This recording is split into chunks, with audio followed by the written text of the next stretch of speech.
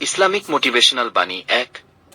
আল্লাহ কখনো এমন কোনো বোঝা চাপান না যা তুমি সহ্য করতে পারবে না। সূরা বাকারা ২:২-৮-৬-২। তুমি যদি আল্লাহর উপর ভরসা করো তাহলে কোনো কিছুই অসম্ভব নয়।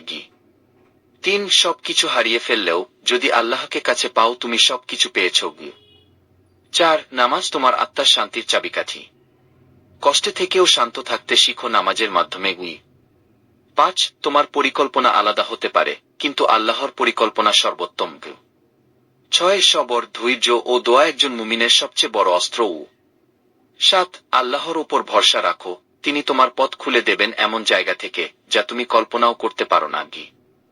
৮। যখন মনে হবে আর পারছ না তখনই আল্লাহ তোমার জন্য কিছু সুন্দর লিখে রেখেছেন। ৯। এই দুনিয়া তোমার পরীক্ষা, বিশ্রামের জায়গা নয়। জান্নাতের জন্য কাজ করো।